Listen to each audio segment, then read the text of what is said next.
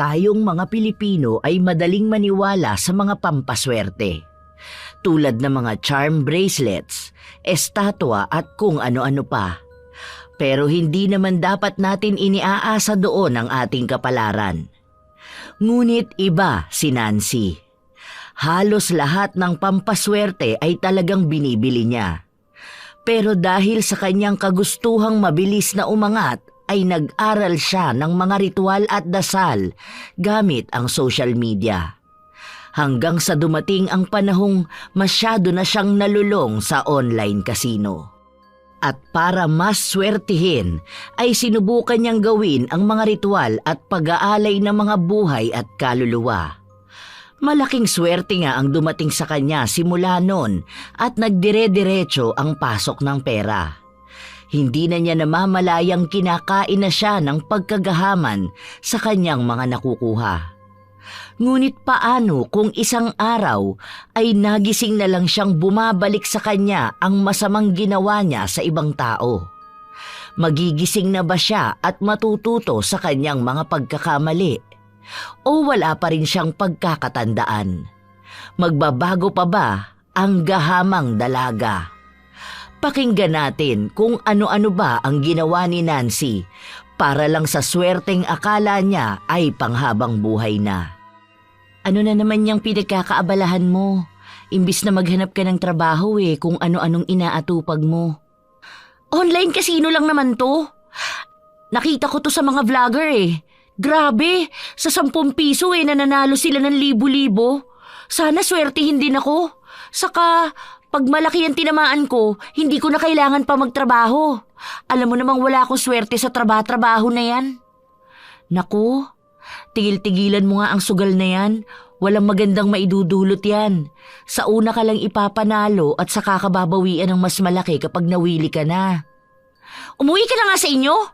Wala ka bang trabaho ngayon at ako ang pinipeste mo? Saka huwag kang kumontra para hindi ako matalo. Kaigi-iging tumatama Ang mas magandang gawin mo, maghanap ng trabaho at hindi magsugal. Wala namang magandang maidudulot yan. Malululong ka lang at baka mabaliw ka pa. O di kaya magkautang-utang. Ay, ayan, natalo tuloy ako. Umuwi ka na nga. Ako nang bahala sa sarili ko. Isa pa, nandyan naman sila mama. Kaya hindi ko kailangan magtrabaho.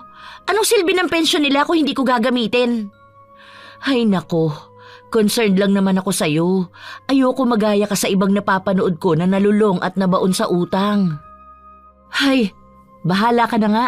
Sige na at uuwi na lang ako. Magla-live pa ako ng mga binibenta ko. Mabuti naman. Mas magandang umuwi ka na para makapagbenta ka pa. Sayang din ang mga bibili sa'yo. Bye-bye, bestie! Pagkaalis ni Zora ay inis na sinarado ko na ang pinto ng aking kwarto. Tinungo ko na lang muna ang kusina at gumawa ng aking merienda. Pagkatapos doon ay dumiretso na ako sa aking silid at binuksan ang laptop na regalo sa akin ni Mama. Inopen ko ang Facebook at naghanap ako doon ng iba pang panonooring vloggers na naglalaro sa online casino. Ay, ito! Laging nananalo to Ano kayang link ang gamit niya? Panoorin ko na nga lang baka i-promote niya ang ginagamit niya. Hala! Hindi kaya may ginagamit na pampaswerte to? Pinanood ko hanggang dulo ang kanyang vlog at tama nga ang aking hinala na may ginagamit itong pampaswerte. Ibinigay din ito ang online shop na napagbilhan nito ng di umano ay may dasal ang mga item na tinitinda. Kaya sinuswerte siya kapag kumukuha siya dito ng mga charms. Dahil doon ay naengganyo akong hanapin sa Facebook ang online shop na binanggit ng vlogger. Ito yata yun, yung sinasabing shop ni Lucky Charlene. Matingnan nga. Aba, ito yung suot niya kaninang bracelet Sandali lang, magkano kaya to? Ha? Napakamura lang pala ng pampaswerte niya. Bibili nga ako nito. Kaagad kong pinadalhan ng mensahe ang seller. Ayon pa rito ay mabisa raw ang lahat ng paninda nito. May grupo rin daw sila at inalok ako kung gusto kong sumali. Wala namang pag-aalinlangang pumayag ako at nagpa-add sa grupo nila. Nang makasali ako roon ay kaagad akong nagbasa ng mga post. Ang laking gulat ko na may mga nagpo-post doon ng mga dasal daw nila bago maglaro. Effective kaya? Masubukan ko nga. Sinubukan ko kaagad ang nabasa ko sa post sa group. At totoo nga, tumama nga ako. Hindi nga lang malaki. Tinigilan ko na lang muna at hihintayin ko na lang ang mga in-order ko na pampaswerte. Nagdesisyon na lang akong mahiga sa kama at umidlip muna. Pero hindi pa man ako nakakahiga nang makarinig ako ng malalakas na katok. Nakasimangot na tinungo ko ang pintuan ng bahay namin. Bumungad sa aking harapan ang kaibigan kong binabae. Oh, ano naman ginagawa mo rito, Mel? Huwag mo sabihing mangungutang ka dahil wala akong mapapahiram sa'yo. Ay, gagi! Kaya ako nandito kasi sisingilin na kita sa hiniram mo 1,000 noong nakaraang linggo. Hindi ka ba makapaghintay, Bex? Wala pa akong datong. Pag nanalo ko mamaya sa scatter, babayaran na kita. Ay, ang taray. Naku ha, siguraduhin mong mananalo ka. Oo nga pala girl. Wa mo ba bet sumama maglamyerda mga mayang gabi? Bukas na ang peryahan. Panigurado akong maraming boys doon. Ipagdasal mong manalo ako. Peryahan? Ano naman ang gagawin ko ron? Ano pa? Di magpapakit sa boys. Malay mo, mahanap mo ang forever mo sa peryahan. Excuse me, anong palagay mo sa akin? Papatol kung kani-kanino lang? Mabuti sana kung madatong at may kotse. Ay, feeler lang ang feg mo. As if naman mapansin ka ng mayaman. Kung si Zora ka sana, mataas ang chance. Hoy, kung nandito ka para mambwisit, umalis ka na lang. Puntahan mo na lang si Zora. Baka makatulong ka pa sa pagbibenta niya. Oo na. Basta ha, susunduin ka namin mamayang 8 p.m. Babus girl! Pagtalikod ni Mel ay sinarado ko na ang pinto at muling bumalik sa aking kwarto. Ang plano kong pag-idlip ay hindi ko na nagawa pa. Kaya nagpasya akong magbasa pa ng ibang post sa grupong sinalihan ko. Sa pag-scroll ko ay natawag ng isa sa miyembro ang aking atensyon. Nanlaki ang mata ko nang mabasa ko ang post niya. Ritual? May ritual din pala na ginagawa para masigurado ang swerte? Isa sa paraan ay ang pag-aalay ng isang buhay. Kahit anong hayop ay pwede. Basta gagawin mo lang ito sa tuwing sasapit ang 12:00 ng hating gabi. Pag-aalay ng isang buhay? Subukan ko nga mamaya to. May instruction naman kung paano gagawin eh. Ipinagpatuloy ko ang pagbabasa ng mga gagawin para sa ritual na yon. At nang nasa dulo na ako, ay nalaman kong nakapagpatayo siya ng negosyo dahil sa ritual na yon. Ayon pa rito ay kabi-kabila ang swerteng dumarating sa kanya simula nang ginawa niya ang pagriritual. Pagkatapos nun ay nagpa siya na akong maligo. Saktong natapos akong maligo nang dumating ang dalawa kong kaibigan. Dalian mo magbihis ha? Huwag ka na mag-makeup. Whatever. Ay nako, dapat bilisan mo. Balita ko, may drop ball ngayon sa peryahan. Madalas pa naman dag sa inyo ng mga manunugal. Ikaw din. Baka wala ka mapwestuhan. Mel, talaga? Bawal dati yun, di ba? Naku, sana mapalago ko ang 500 ko. Diyan na muna kayo, magbibihis lang ako. Patakbo akong nagpunta sa aking silid at dali-daling nagbihis. Dinig ko pa ang boses ni Zora na pinagsasabihan ang binabae naming kaibigan na si Mel. Ilang sandali pa ay lumabas na rin ako ng aking silid para matigil na rin si Zora. Bit-bit ko lang ang maliit na wallet bag ko na tanging ang 500 piso at cellphone ko lang ang laman. Tara na at baka marami ng tao sa peryahan. Nalaman mo lang na may bagong drop ball na itinayo atat na atat ka na. Ikaw talaga? Basta sugal, mabilis ka pa kay Flash. Tama ka dyan! Dami mo pang dada. Halika na at baka wala na akong mapwestuhan. Lukarit na to.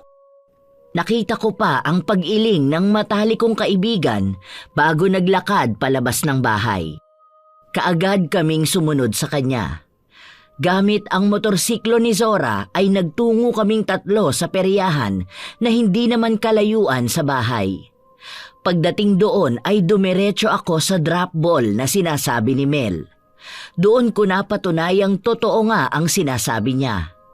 Namangha ako sa aking nakikita. Nasa 7 pa lang yata ang naglalaro roon. Paglapit ko ay pinanood ko munang maglaro ang iba. Oo nga, iba nga ito kaysa sa dating drop ball na nilalaro ko sa peryahan. Dati may kulay lang ang tatayaan. Ngayon mga barahan na ang nakapinta sa may board. Mukhang mag-e-enjoy ako dito ah. Oh, ano girl? Naniwala ka na sa akin? Well, hindi mo na kailangang sagutin. At kitang-kita naman sa mga mata mo. Mamaya ka na kaya maglaro. Mag-rides muna tayo. Huwag kang kontrabida dyan. Maglalaro muna ako para makapagpalago ako at saka tayo mag-rides. Ay naku Zora, iwan na lang muna natin siya para magwagi ang Bruhilda. Tayo na lang muna ang mag-rides. Ay, doon tayo sa Caterpillar. Okay, sige. Tapos mamaya sakay din tayo sa Viking ha. Mabuti ang naisip niya. Balikan niyo na lang ako pagkatapos ng 1 oras. Mag-enjoy muna kayong dalawa.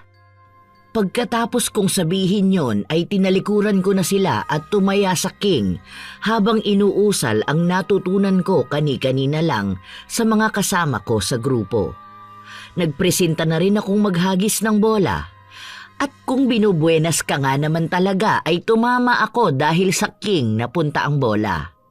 Mas lalo akong ginanahang tumaya. Kung kanina ay 50 lang ang taya ko, ay ginawa ko yung 100. Sa pangalawang pagkakataon ay nanalo na naman ako. Nang lumipas ang 1 oras ay nakakuha na ako ng 1,000 panalo. Sakto naman na dumating na ang 2 kong kaibigan. Oh, kumusta ang laro mo girl? Champion ba? Sakto lang. Natatalo na nanalo.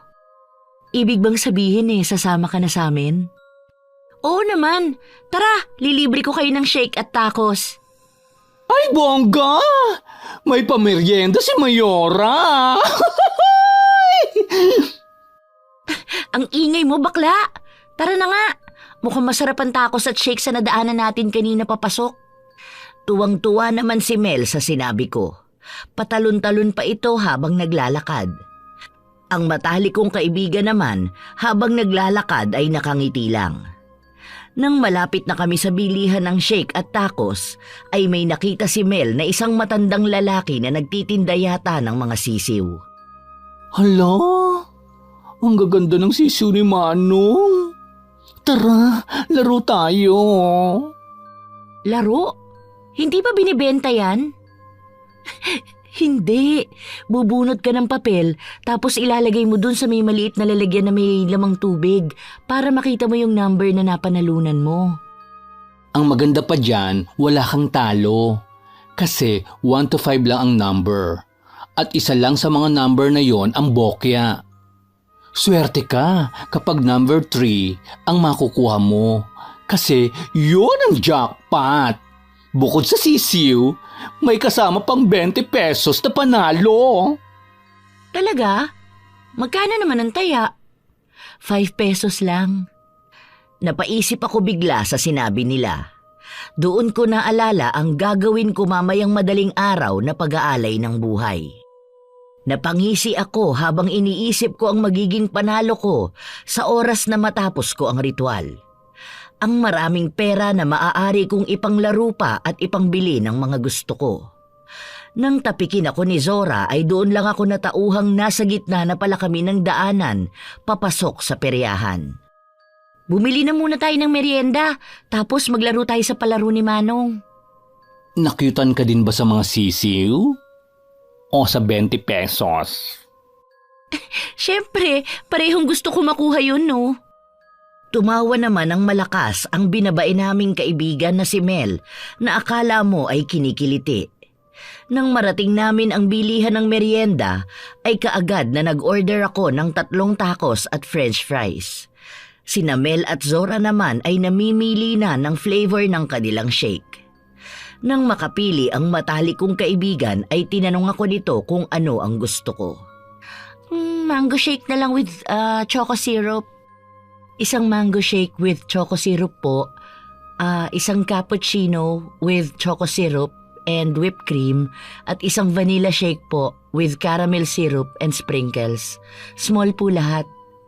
Napakahilig nyo talaga sa mga toppings na ganyan. Ate, magkano po lahat kasama yung mga tacos and fries? Ay, wow! May pa-fries pa! Bongga ka talaga, girl! Nang sabihin ng tindera na 210 lahat ay nag-abot ako dito ng 300. Mabilis naman akong sinuklian ng ale. Napangisi ako nang makitang panay-barya ang isinukli nito sa akin. Wala sa loob na napalingon ako sa matandang may mga sisiw. Nandun pa rin ito at dinadaan-daanan lang ng mga tao.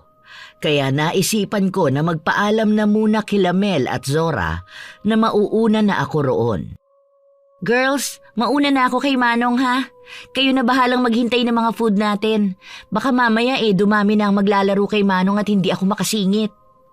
O sige, dadalhin na lang namin doon. Ngumiti lang ako sa matalik kong kaibigan bago dali-daling lumapit sa matandang lalaki na may mga sisiw. Kaagad na nagbayad ako sa kanya ng 50 pesos. Nagulat pa ito nang sabihin ko sa kanya na itataya ko ang lahat ng yon. Nakita ko naman ang saya ni Manong. Inabot niya sa akin ang isang box at sinabihan akong bumunot doon ng 10 papel. Yun naman ang aking ginawa. Nang makabunot na ako ay isa-isa niyang ipinalagay sa akin yon sa lalagyang may tubig. Namangha pa ako nang makitang may numero ngang nakasulat doon.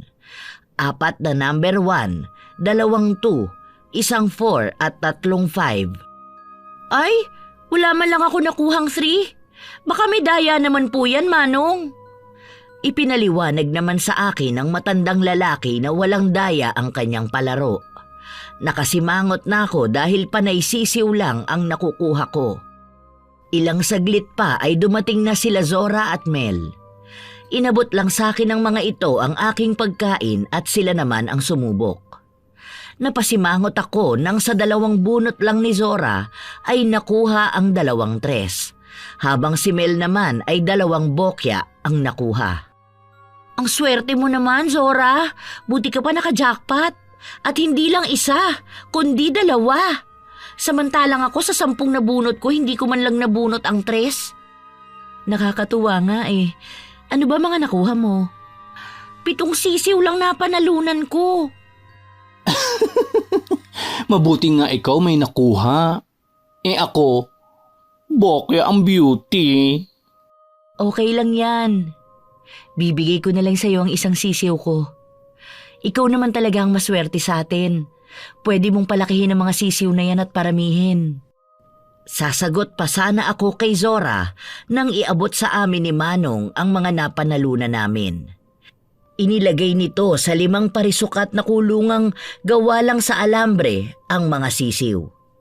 Isa lang sa mga kulungang yon ang may isang laman, samantalang ang 4 ay may tigda 2 laman. Ipapahiwalay na sana ni Zora ang isang sisiw na nasa kulungan nang magpresenta akong ibigay na lang ang nakahiwalay na sisiw na nakuha ko. Wag na, itong isang to na lang, total nakahiwalay na to. Ay, salamat girl! Tara na at kainin na natin ang merienda natin. Ang hirap pa namang kainin ng tacos kapag nakatayo. Kagaya nga ng sinabi ng matalik kong kaibigan ay umupo kami sa isa sa mga bench na naroon. Nang maubos namin ang merienda ay nag-aya na akong umuwi. Plano ko kasing ihanda muna ang aking mga gagamitin para sa ritual na gagawin. Malapit na ring mag 11:00. Pumayag naman ang dalawa dahil inaantok na rin ang mga ito. Sakay ng motorsiklo ni Zora ay binaybay namin ang daan pauwi. Una niyang inihatid si Mel bago ako. Nang marating namin ang bahay ay nakigamit pa ito ng banyo. Best friend, makikiihi lang. Pero kung aalukin mo ko ng kape, mas maganda. Nag-cappuccino shake ka na nga, magkakape ka pa? Ay naku Zora, hindi ka ba nagpapalpitate sa kahiligan mo sa kape? Ngunit hindi ako sinagot ni Zora. Patakbo itong nagtungo sa banyo namin.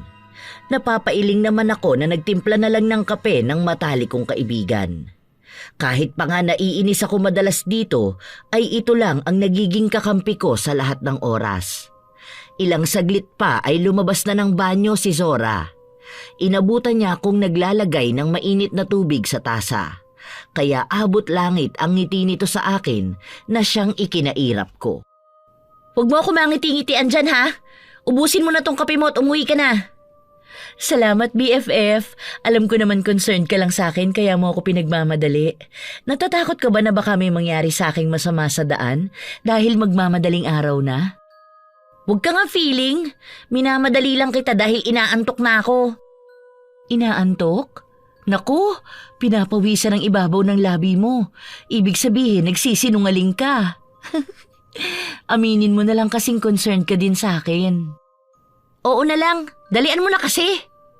Nagulat na lang ako nang hinipa ni Zora sandali ang tasa ng kape bago ito tinungga na akala mo ay umiinom lang ng tubig. Napanganga ako dahil napakainit nun. Pero parang hindi man lang napaso ang dila nito sa kapeng yun. Tinawanan pa ako ng matalik kong kaibigan nang makita ang reaksyon ko. Nang makahuma ako ay pinauwi ko na lang ito at hindi na nga ito kumontra. Sige na, babay na BFF. Kita na lang tayo bukas. Sige na nga, magsara ka na ng mga pinto at bintana ah. Wala ka pa namang kasama ngayon sa bahay nyo. Siguraduhin mong nakalakan lahat. Opo, para ka talagang si Mama. Nang makaalis na ang matalik kong kaibigan, ay sinimulan ko ng ihanda ang aking mga gagamitin. Susubukan kong mag-alay ng 2 sisiw muna. Kinuha ko rin ang garapon namin ng asin. Naghanap na rin ako ng kandila sa lagayan ni Mama. At swerteng meron doon, may kasama pang lighter. Tumingin ako sa orasan. Ilang minuto na lang pala ay 12:00 na. Kaya dali-dali akong nagtungo sa likod ng bahay namin, bit-bit ang mga gagamitin ko. Nagsaboy na ako ng asin sa paligid at saka gumuhit ng pabilog. Inilabas ko ang aking cellphone para makita ko ang oras. 5 minuto na lang. Mahaba-haba pa to. Check ko nga muna kung kompleto ang gamit ko. Kutsilyo, 2 sisiw, kandila, lighter, asin. Ay, oo nga pala. Kailangan ko pa ng papel at ballpen. Patakbo akong pumasok at kaagad na nagsulat sa papel ng aking hinihiling na swerte. Inilagay ko ron na papaldo ako ngayon sa scatter at mabibili ko ang mga gusto kong branded bags. Sa baba nun ay nilagay ko naman ang aking pangalan bago patakbong bumalik sa likod ng bahay. Pagdating doon ay kaagad kong tiningnan ang oras. Nakahinga ako ng maluwag nang makitang 11:59 pa lang. Muntik na akong mahuli ah. Ilang sandali na lang papaldo na ako ng husto. Ay, 12 na. Nang makita ko ang oras ay kaagad akong nagsimula. Nagsindi ako ng kandila. Hindi naman namatay yon sapagkat walang hangin dahil natatabingan ng napakataas na pader ang likod bahay namin. May dasal muna akong binanggit habang ibinubulong yon sa papel na kanina ay sinulatan ko. Nang matapos akong magdasal ay inilapag ko yon sa lupa at kinuha sa aking tabi ang isang kulungan ng sisiw. Inilabas ko muna ang isa. Nang makuha yon ay dinampot ko ang kutsilyo at kaagad na ginilitan ang sisiw. Pinatulo ko ang dugo nun sa papel. Pagkatapos ay ang isa naman. Nang matapos ko yun ay yumuko ako bago dinampot ang papel na may patak ng mga dugo. Itinapat ko yon sa apoy ng kandila at patuloy na inusal ang isang orasyon para mabigyan yon ng bisa. Nang masunog na ang lahat ay napangiti ako ng malaki. Sa wakas! Magliligpit lang ako at susubukan ko ang bisa mo! Nang matapos akong magligpit ay pumasok na akong muli sa loob at sinubukang magpasok ng 200 sa isang online casino. Nang maipasok na yon ay kaagad akong naglaro ng slot games. Unang 10 spin pa lang ay nag-scatter na kaagad ako. Wow! Ang bilis ng scatter! Paniguradong malaki ang mapapanalunan ko nito! 10 piso ang taya ko kaya sure na ang pagwawagi ko. At hindi nga ako nagkamali dahil sa scatter na yon ay nanalo ako agad ng 1,000. Kaya mas tinaasan ko pa ang bet ko. At ilang spin lang ay muli na naman akong nag-scatter. Sa pagkakataong yon ay 5,000 naman ang tinamaan ko. Nagtatalon pa ako sa sobrang tuwa, kaya naman sinagad ko na ang bet ko. Nang manalo na ako ng 50,000 ay nagpasya na akong matulog. Pero bago yon ay ika-cash out ko muna ang napanalunan ko. Grabe! Totoo nga sinabi ni ate sa post niya. Akalain mo sa unang subo ko sa bisa ng ritual na yun, nanalo ako agad ng 50,000? Makakabili na ako ng mga gusto ko. Sandali at ilalagay ko muna sa GCash tapos bukas ko nalang ilalabas. Ang swerte ko talaga!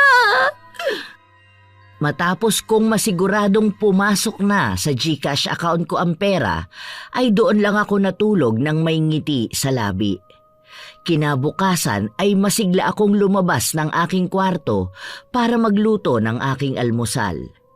Ngunit hindi pa man ako dumadating sa may kusina ay may narinig na akong katok. Sa pag-aakalang ang aking mga magulang yon ay mabilis kong binuksan ang pinto. Pero si Zora lang pala yun. Dire-diretso itong pumasok sa bahay namin. Good morning, BFF. Dinalan kita ng breakfast para hindi ka na magluto. Bakit? Anong meron? May kumuha kasi ng bulto sa akin at nagbayad na kagabi. At alam ko namang wala pa sila tita, kaya naisipan kong magluto ng paborito mong tapa at sinangag. Talaga? Naisip mo pa talaga ako? Sakto pala at hindi pa ako nakakapagluto.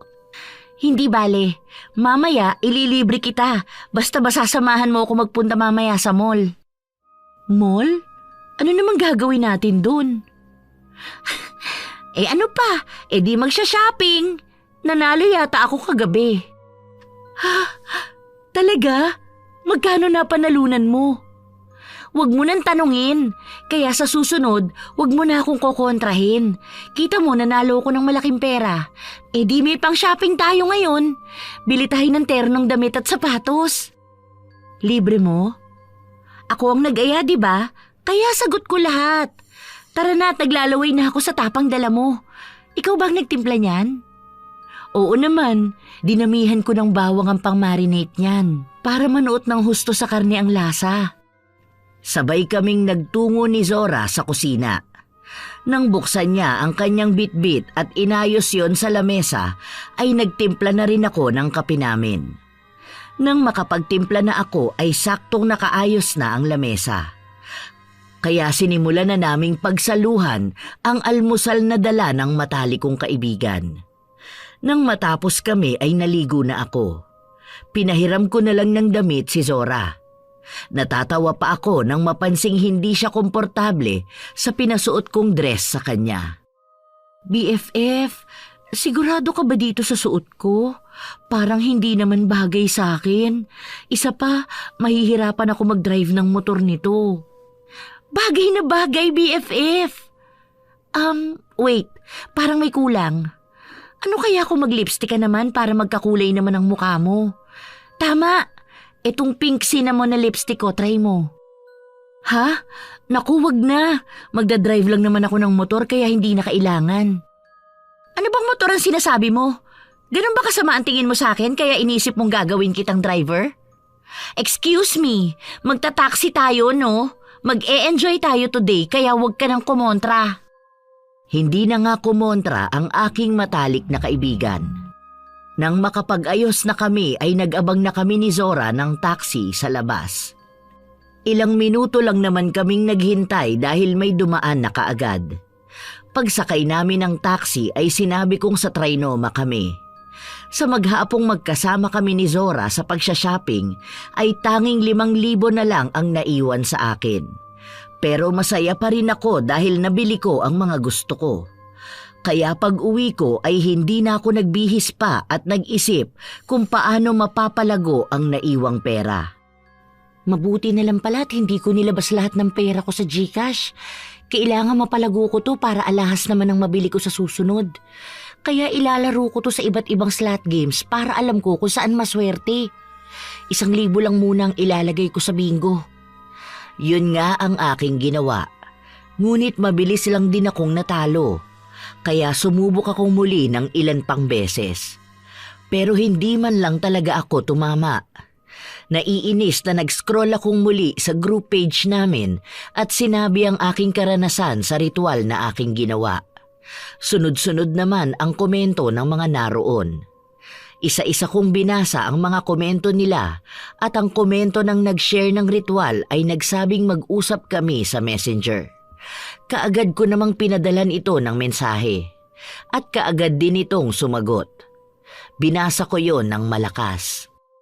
Simula ba nang manalo ka ay muli kang nag-alay? Kasi ang ritual na ibinahagi ko ay pang-isahang gamit lang. Kung gusto mong manalo ulit sa sugal o may bigla ang perang darating sa'yo, dapat ay muli kang mag-alay ng buhay. Ha? Kung hindi sapat sa'yo ang napanalunan mo, dapat na mas malaki ang halaga na iyong iaalay. Ha? Ano raw? Mas malaking halaga? Kaagad akong nag-reply sa babae. Pinaklaro ko dito ang ibig nitong sabihin. Kaagad namang nasin yun. Kaya inabangan ko na lang ang kanyang sagot. Nang mag-appear ang sagot nito ay nangunot ang aking noo. Ayon dito, pwede rin siyang mag-alay ng mga kaluluwa. Ilang beses ko pang binasa yon para masigurado. Hala! May katok yata ito eh. Mag-alay ng kaluluwa? Ano? Papatay ako ng tao? Naku ha! Ma-replyan nga to. Akala yata niya kriminal ako. Yun nga ang aking ginawa. Ngunit ang sabi ng babae, yun daw ang paraan para sa biglaang yaman. Ayon pa rito, hindi ko naman daw kailangang mabahira ng aking kamay ng dugo para makapag-alay ng kaluluwa. Nagtaka man ay nagtanong pa rin ako kung ano ang ibig niyang sabihin. Sabi nito sa chat ay tuturuan niya ako ng paraan para maisagawa ko yun. Naku, gino-joke naman yata ako nito. Pero sige, sasakyan ko ang trip ng babaeng to. Nagpadala ako sa kanya ng mensahe kung paano ang dapat na gawin. Ang sagot nito sa akin ay iisang paraan lang daw ang maituturo niya sa akin. Yun ay ang pangkukulam.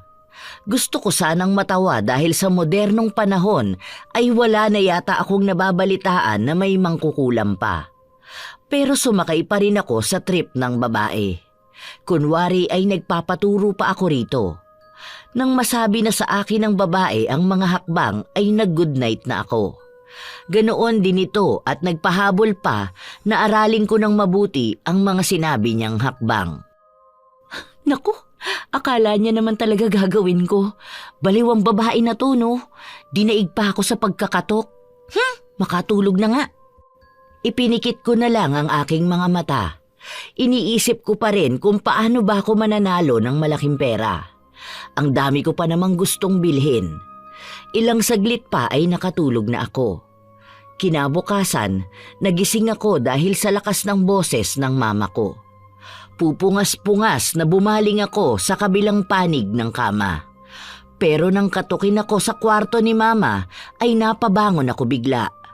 Tumayo ako at binuksan ko yun. Ma, anong oras po kayo dumating? Ang aga niyo naman po yatang magbunga nga. Ano po bang nangyari? Nawala ang antok ko nang batukan ako ni Mama. Galit na galit itong sumisigaw na ichinichismis daw ako ni Aling Tina na kapitbahay naming may tindahan na makapal ang muka. Ayon pa raw sa kapitbahay namin ay napakarami kong utang dito at hindi ako marunong magbayad. Ikinuwento pa ng makating dila ni Aling Tina na nakapag-shopping kami ni Zora pero hindi ko mabayaran ang 3,000 na utang ko rito. Naniwala naman po kayo sa chismosang yun? Ma, 500 lang utang ko sa kanya at imposibleng aabot ng 2,500 ang nakuha kong pagkain sa kanya sa loob lang ng 3 araw. Baka gusto lang kayong gulangan ng matandang yun. Sandali nga po't kukunin kong listahan ng 3,000 na sinasabi niya. Hindi naman ako inawat ni Mama nang maglakad ako palabas ng bahay. Nang makalabas ako ng pinto namin ay hindi ko na yon isinara. Dumiretso ako sa kapitbahay namin at walang gatol na dinabugan ko ito. Hoy! Anong sinasabi mong 3,000 ang utang ko sa'yo? Ilabas mo ang listahan ng mga kinuha ko sa tindahan mo para magkaalaman tayo. Kaya aga-aga nang bubwisit ka. Kaya ka siguro iniwan ng pamilya mo dahil sinungaling ka eh. Noong una ay nagmamaang-maangan pa ang kapitbahay namin. Pero nang mailabas nito ang notebook na pinaglilistahan ng mga nakuha ko, ay humingi ito ng tawad. Sabi pa nito, nagkamali lang daw siya ng compute. Pero hindi nun naalis ang inis ko. Lalo na nang makita kong wala pang 1,500 ang nasa listahan, kasama pa ang 500 piso na nakuha ko rito. Ngayon, so sorry ka? Gagawa-gawa ka ng kwento, wala ka naman palang ebidensya. Plano mo ba ako siraan sa mismong nanay ko? Linti ka! Ito ang tandaan mong chismosa ka ha. Piliin mo ang tatarantaduhin mo. Mamagasa na yung lalamunan mo at sumabog na para hindi ka na makapagkalat ng chismis. Matapos kong sabihin yon ay tumalikod na ako at naglakad pabalik sa bahay. Nagdadabog pa ako dahil sa inis. Nakita ko namang napapailing lang si Mama. Hindi ko na lang pinagtuunan yon ng pansin at dumiretso na sa aking kwarto. Pagpasok sa kwarto ay binasa ko ang napag-usapan namin ng kagroup ko sa isang page. Dahil sa inis ko kay Aling Tina, ay susubukan ko ang itinuro sa akin ng babaeng kachat ko kagabi. Akala mo tapos na ako sa'yo ha? Pwes nagkakamali ka. Sisiguraduhin kong hindi mo na ako maichichismis. Natatawa ako habang iniisip ko kung ano ang magiging itsura ni Aling Tina sa oras na palubuhin ko ang kanyang lalamunan na parang sa palaka. Nailing pa ako dahil akala ko ay hindi ko kaya ang sinasabi ng kachat ko. Pero heto ako ngayon at nakapagdesisyon ng isagawa at pag-aralan ang pangkukulam. Nang sumapit ang tanghali ay tumambay ako sa bahay ng matalik kong kaibigan. Ikinuwento ko dito ang nangyari kaninang umaga. Hay naku BFF, nakakapang-init ng ulo. Grabe, gagawan pa ako ng istorya. Makarma sana ang matandang yon. Hindi ka na nasanay kay Aling Tina. Alam mo naman yun, bata pa lang tayo ay ugali na talaga niyan dagdag bawas sa kwento. Yun na nga ang problema. Doblehin ba naman ang utang ko? Anong akala niya sa akin? Mahina. Hindi ako katulad ng iba niyang biktima na papayag na lang sa ganun. Lalabanan ko talaga siya. Huwag nang mainit ang ulo mo. Hayaan mong palamigin ni Rowie ang ulo mo. Naku, tigilan mo nga ako. Mas lalo lang iinit ang ulo ko sa lalaki yon. Huwag mo sabihin na pinapunta mo rito ang mokong na yon. Hindi ko siya pinapunta. Kaya lang magde-deliver siya ng order kong gelato. Ang init na kasi ng panahon, ang init pa ng ulo mo. Kaya naisipan ko na baka kailangan mo ng pampalamig. Ay, ang sosyal ng BFF ko. Gelato para lang mapalamig ang ulo ko? Well, thank you so much. Kaya mahal na mahal kita BFF eh. Dahil sa simpleng ginawa ng aking matalik na kaibigan, ay nagbago ang mood ko.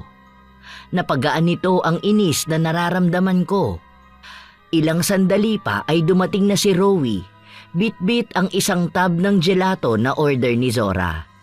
Ngumingiti-ngiti pa ito sa akin na siya namang ikinataas ng kilay ko.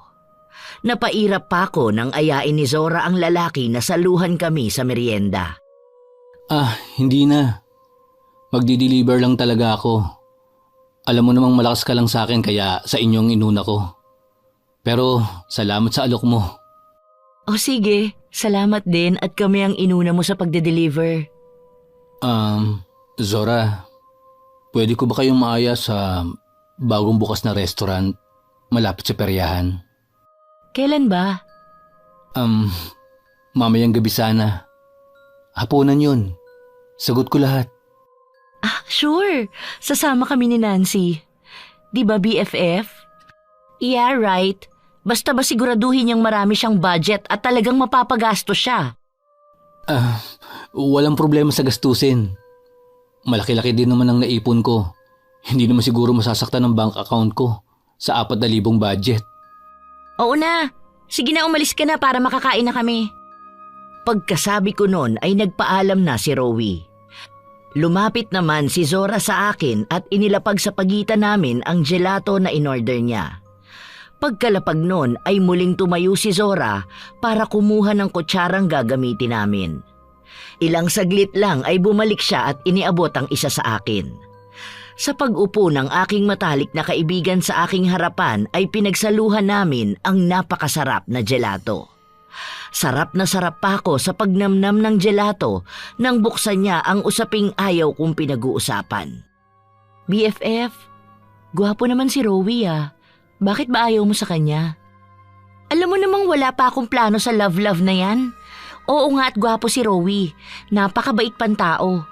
Kaso hindi kami bagay. Maldita ako at good boy siya. Masasaktan ko lang siya at madadagdagan lang ang kasalanan ko sa mundo. Pero bet mo siya. Tama ba ako? Hindi ko nasagot ang tanong na yon ni Zora.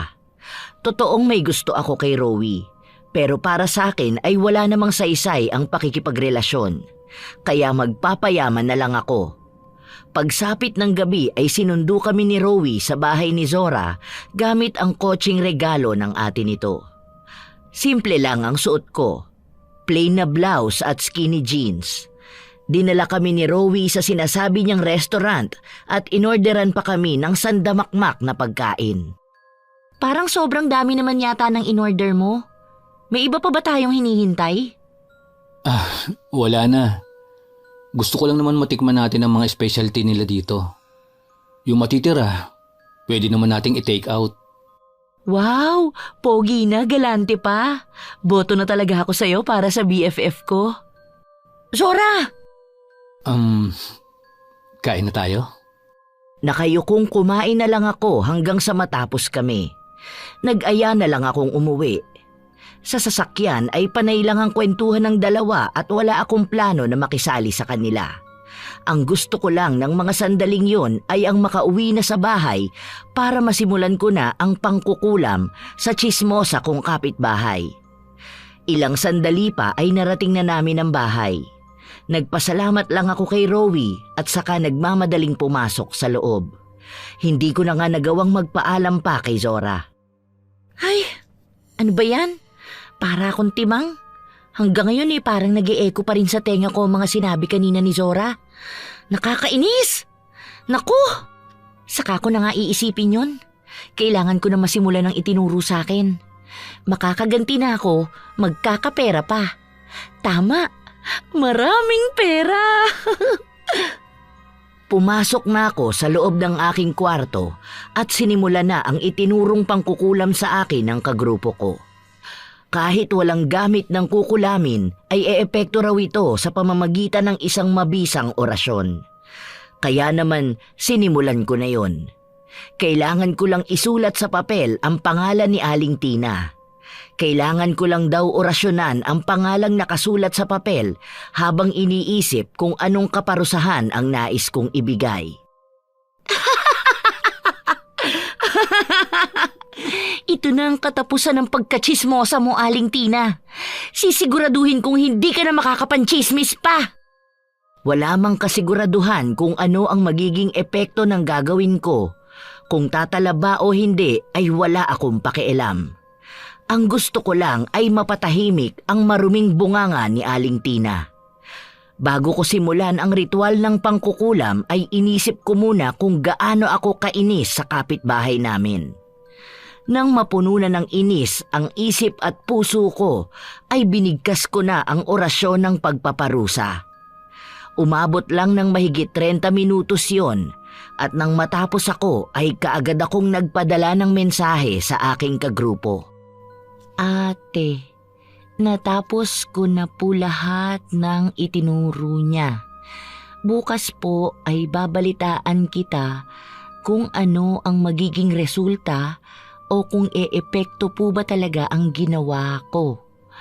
Naniniwala naman po ako sa inyo. Kaya lang ay hindi ko alam kung may kakayahan akong bigyan ng bisa yun. Send. Nang maisend ko yun ay natulog na ako. Nang sumapit ang umaga ay nagising ako dahil sa alingaw-ngaw ng ambulansya. Nagkakagulo din sa labas. Kaagad akong sumilip sa may bintana. Nakita kong sa harap ng tindahan ni Aling Tina nagkakagulo. Nagmadali akong lumabas para makiusyoso. Napangiti nga ako nang paglabas ko ng aming pinto ay nakita ko si Aling Tina na nakahiga sa stretcher. Nakalobo ang lalamunan at tiyan niya. Namamaga rin ang nguso nito kaya nagmukhang malaki yun na animo ay kagaya ng sapalaka. Nakita ko pa ang humahangos na si Zora papalapit sa akin. Hoy, BFF! Ano nangyayari? Nakita daw ng kapatid niya na lumobo ang tiyan at lalamunan niya kanina sa loob ng kwarto nito. Ay, bakit kaya? May sakit siguro si Aling Tina. Hindi, BFF. Narinig ko na baka kinukulam daw si Aling Tina kasi marami siyang kaaway. Ang bali-balita ay kinulam daw nung dayo na dinugas niya sa sukli dahil hindi alam ang halaga ng peso. $1 ang binayad. Naku, hindi lang pala chismosa yang si Aling Tina. Manggagancho rin. Karma na yan. Nagkape ka na ba? Tara, kape tayo sa bahay. Yun talaga ang ipinunta ko rito. Makikikape ako.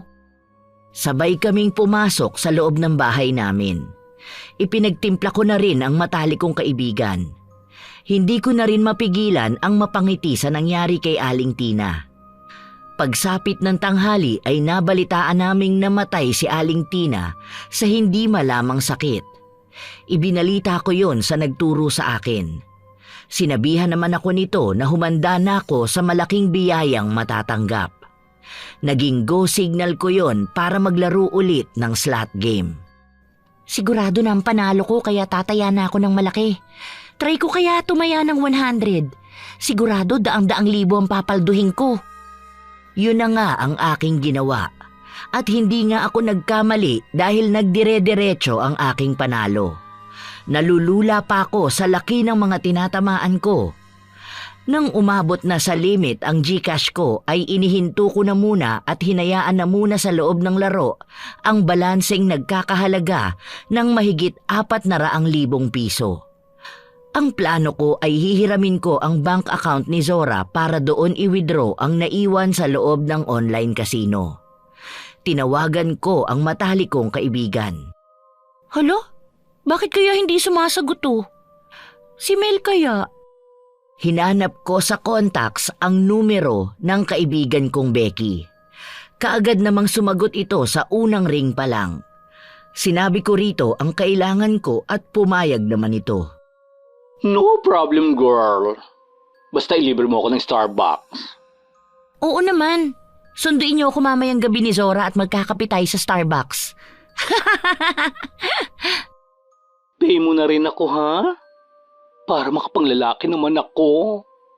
Oo, babayaran na kita mamaya. Hoy Bex, ilang araw kang hindi nagpakita sa amin ah. Anyari ba sa'yo? Iniiwasan mo ba kami? Lukaret ka. Alam mo bang namatay na si Aling Tina kanina? Lumobo ang lalamunan at tiyan, pero walang makitang sakit ang mga doktor. Biglaan lang ba? Oos! Naku, kinarma na siguro ang masyondang yon. Makachika kasi sa buhay ng iba, akala mo alam niya lahat. Sigurado ako, nagdiriwang ang lahat ng may utang sa kanya. O siya, sige na, at gogorabels na ako kay Zora. Pagbaba ko ng tawag ay kaagad akong nag-order ng mga bag, sapatos, pabango at kung ano-ano pang branded na mga gamit.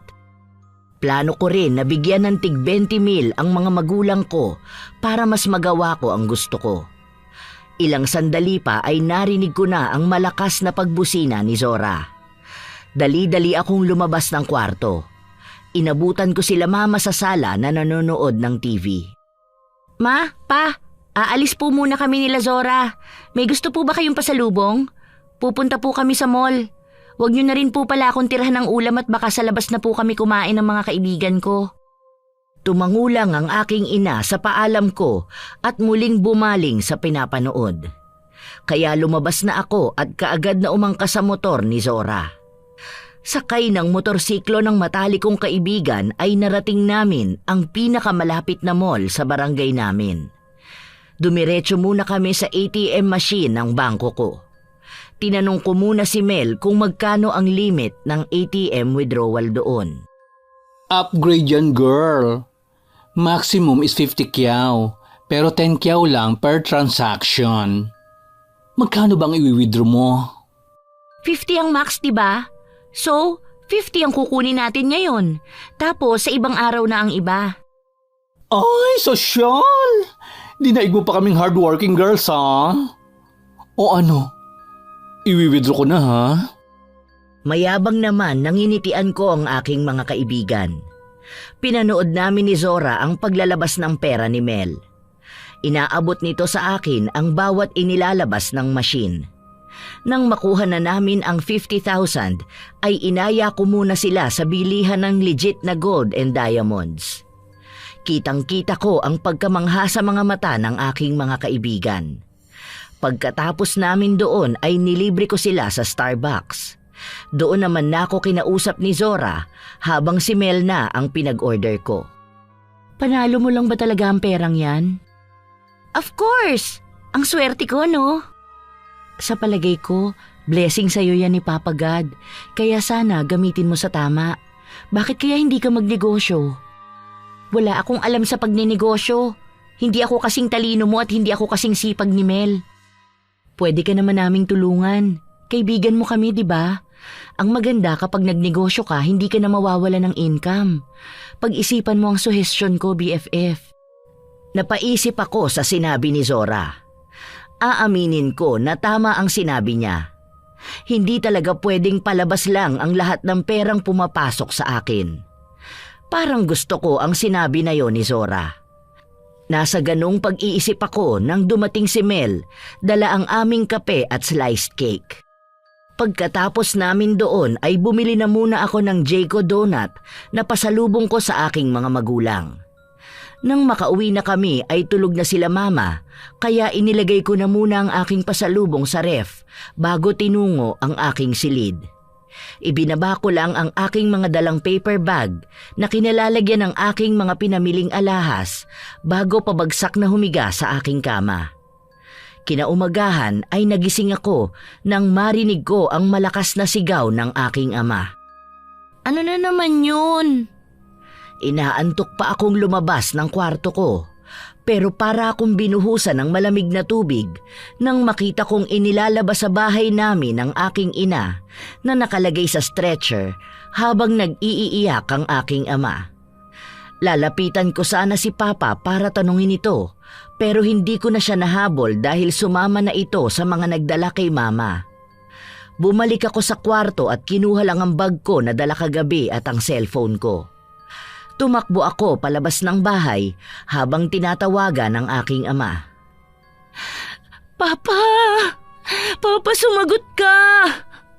Ano bang nangyayari? Ilang ring pa bago sinagot ni Papa ang tawag ko. Tinanong ko kaagad ito kung saan dadalhin si Mama. Pagkasabi ni Papa ng ospital na pagdadalhan dito ay hindi na ako nag-isip pa at kaagad na nag-book ng Grab. Nang makapag-book na ako ay tinawagan ko si Zora at Mel. Pero pareho silang hindi sumasagot. Ilang sandali pa, dumating na ang Grab na binook ko. Pagkasakay ay doon na ako nag-iiyak. Ilang sandali pa ay narating ko na ang ospital. Pero hindi pa man ako nakakapasok nang may tumawag sa pangalan ko. Nancy, Rowie, anong ginagawa mo rito? hindi mo ba alam na naaksidente kagabi si Mel at Zora? Ano? Paano nangyari yun? Maingat pagmaneho si Sora. Nawala ng kontrol ang motor na gamit nila at sumalpok sila sa isang truck na nakaparada malapit sa bahay ni Mel. Kaya nung malaman ko, nagpunta ako agad dito. Tatawagan pa lang sana kita. Kaso nandito ka naman na pala. Hindi ko na alam kung ano ang aking mararamdaman ng mga oras na yon. Wala sa sariling naglakad ako papasok sa ospital at ramdam ko namang sumunod sa akin si Rowie. Hindi pa man ako nakakalapit sa information desk ay sinalubong na ako ng aking ama para ibalitang pumanaw na ang aking ina. Hindi! Imposible! Paano mangyayari yun? Malakas pa sa kalabaw si Mama. Sabihin mo nagbibiro ka lang pa. Hindi pwedeng mamatay si Mama. Prank ba to? Hindi nakakatuwa pa. Sabihin mo sa akin, prank lang ang lahat. Pakiusap. Pero niyakap lang ako ni Papa habang hilam ang mga mata sa luha. Hindi ko maintindihan ang mga nangyayari. Kaagad na humiwalay ako kay Papa at sinubukang kontakin ang nagturo sa akin na mangkulam. Wala akong ibang nakikitang dahilan ng mga nangyayari sa akin. Nagbabaka sakali akong baka napapraning lang ako. Pero nagulat ako sa sinagot ng kagrupo ko, nakakambal ng swerte ang kamalasan. Galit na galit kong pinagmumura ang kagrupo ko na yon sapagkat hindi niya kaagad nabanggit sa akin yon. Pilit naman akong pinapakalma ng aking ama. Doon naman lumapit si Rowie. Nancy, magpakatatag ka. Makinig ka sa akin. Kailangan ka ngayon ng papa mo at ng mga matalik mong kaibigan. Kaya kailangan mong magpakatatag. Huwag kang mag-alala. Nandito lang ako. Hindi kita iiwan. Ako ang magiging sandalan mo. At handa akong manatili hanggang maging maayos na ang lahat. Kasalanan ko ang lahat ng ito. Ako ang dahilan kung bakit nangyayari sa kanilang kamalasan. Ako ang may kasalanan. Huwag mong sisihin ang sarili mo. Dahil walang may gusto sa mga nangyari. Hindi ko alam, pero gumaan ng bahagya ang aking pakiramdam. Doon naman sumingit si Papa at nagpaalam na aasikasuhin muna ang labi ng aking ina. Pumayag na ako, pero sinabihan ko rin ito na ako na ang bahala sa lahat ng gastos. Gusto mo bang puntahan si Mel at Zora? Wala kasing kamag-anak nila ang nagpunta. Kaya ako ang bantay nila ngayon. Nasaan sila? Magkasama kaming nagtungo sa silid nila Zora at Mel. Nanlumo ako nang makita ko ang mga tama nila. Si Zora ay panay gasgas at pasa ang mukha, habang si Mel naman ay may benda sa leeg. Napaisip ako dahil parang mas malala ang tama ni Mel. Tinanong ko si Rowie sa pag-asang walang masyadong tama sa katawan ni Zora. May tama siya sa tiyan. Tumusok ang manibela ng motor sa tagiliran niya nang sinubukan niyang iiwas yon. Si Mel naman, nagilitan. Ang hinala nila, tumama ang leeg nito sa matalas na bahagi sa likod ng truck. Sa tiyan at sa lalamunan? Hindi. Rowie, ikaw na muna ang bahala sa kanila. May kailangan lang akong gawin. Hindi ko na pinayagang sumagot pa si Rowie at nagmamadali akong umuwi. Pagdating sa bahay ay inabutan ko ang aking ama na nag-aasikaso ng mga nag-aayos para sa burol ng aking ina. Dinaanan ko lang si Papa at tinungo ko ang aking silid. Nagpadala akong muli ng mensahe sa nagturo sa akin ng pangungulam at sinabi dito ang sinapit ng aking mga kaibigan. At tinanong ko rin ito kung may paraan ba para matigil ang kamalasan. Pero napaiyak ako habang binabasa ang sagot nito. Walang paraan para matigil yun. Pero dahil sa kamalasang yon, ay bubuhos pang muli ang swerte sa'yo. At tungkol naman sa mga kaibigan mo, ay nangyayari lang sa kanila ang parusang ginawa mo sa kinulam mo. At kung gusto mo talagang wala nang madamay at panay swerte lang, ay ilipat mo sa'yo ang parusa sa kanila.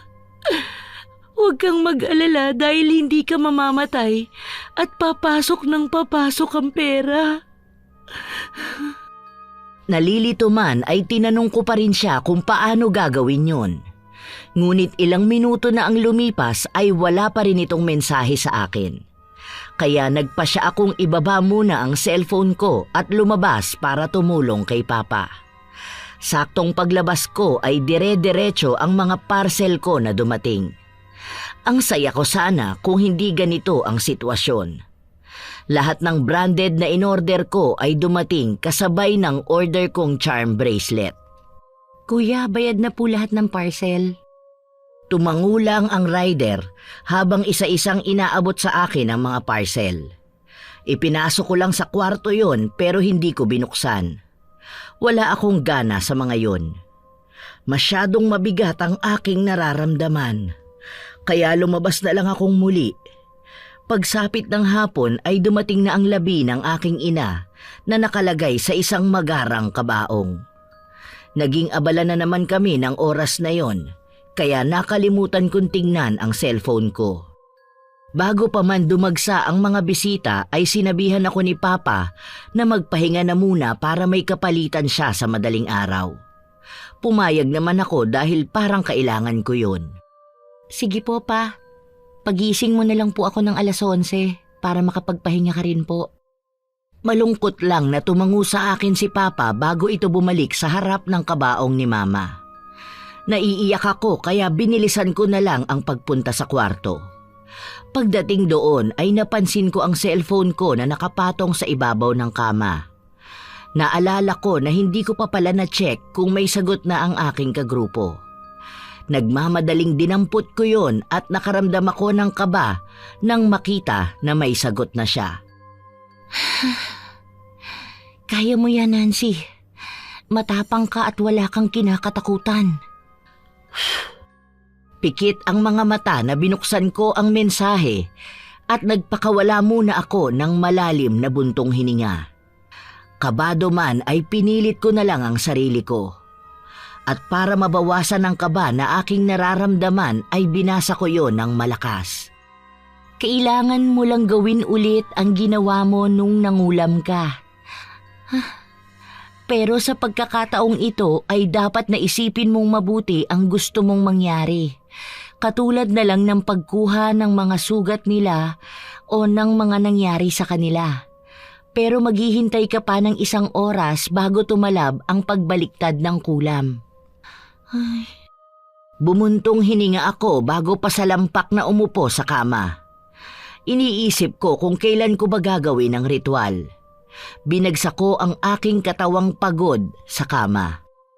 Ay, pero kung ito lang ang tanging paraan para wala nang madamay ay gagawin ko. Tatapusin ko lang ang burol ni Mama. Kaso, kakayanin pa kaya ni Mel at Zora? Alam kong hindi ko na maibabalik si Mama. Pero kailangan ako ng mga kaibigan ko. Hindi ko na namalayang nakatulog na pala ako. Nagising na lang ako nang may maramdaman akong yumuyugyog sa balikat ko. Pagdilat ng aking mga mata ay nakita ko si Rowie na nakayukong nakatitig sa akin.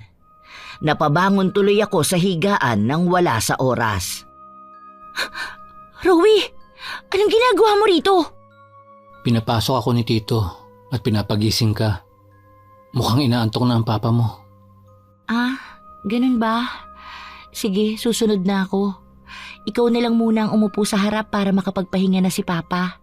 Maghihilamos lang ako at magtutoothbrush. Sige, sumunod ka agad ah. Paglabas ni Rowie ay hindi na ako nagpatumpik-tumpik pa at kaagad na kumilos.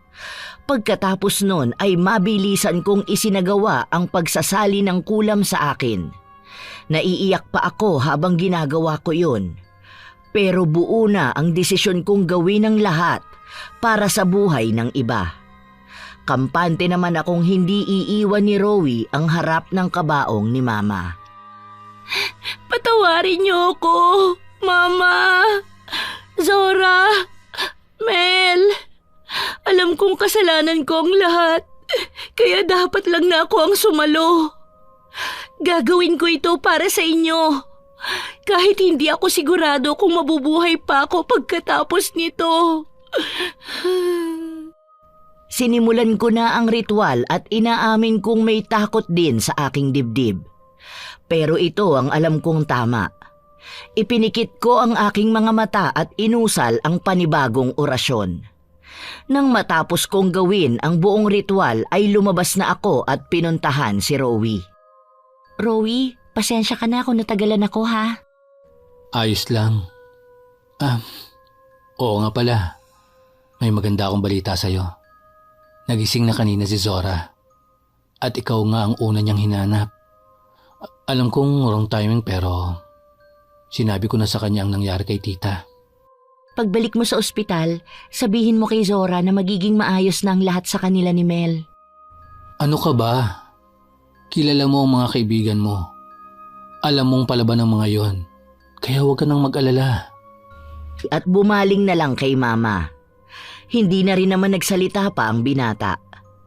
Ilang sandali pa ay bigla na lang akong nakaramdam ng hapdi sa aking lalamunan at tagiliran. Nanlalaki ang aking mga mata dahil sa sakit at hapdi. Nang bigla na lang akong nagkikisay sa lupa. Narinig ko pa ang pagkakagulo ng mga tao bago ako nawala ng malay. Nang idilat ko ang aking mga mata ay panay puti ang aking nakita. Nasaan ako? Nancy? Nurse! Nurse! Sa nanlalabo kong mata ay dinig na dinig ko ang pagkataranta ni Rowie at pagtawag nito sa nurse. Doon ko napagtantong nasa ospital ako. Lumipas pa ang mga araw at nakalabas na rin ako ng ospital. At dahil nga sa nangyari sa akin, ay maagang pinalibing ni Papa si Mama. Habang sina Mel at Zora ay maayos na ang lagay at laging pumupunta sa aming bahay. Sa ginawa kong pagbaliktad ng kulam ay lagi na akong nakaupo sa wheelchair at hirap na rin akong magsalita. Kasabay noon ay ang patuloy na pagpasok ng pera sa akin dahil ang pera ko na nasa loob ng bank account ni Mel ay ibinigay nila kay Papa. BFF, naisipan namin ni Mel na ang pera mo sa bank account niya ipangkuha na lang namin ng mga products na ititinda. Ako nang bahala sa paglalive at pagbebenta, habang si Mel naman ang bahala sa inventory at pagpapaship. Sasahuran na lang daw kami ni Tito. Hindi lang yon. Personal julalay mo pa si Papa Rowie! Anong say mo? Mel, alam mo namang hirap magsalita si Nancy eh. Simulan mo na nga lang ang bagong negosyo ng BFF natin. Ay oo. Nagpagawa nga pala ako ng tarpaulin para sa Nancy's Luxury Shop. O ha? Ang brilliant ko talaga, di ba?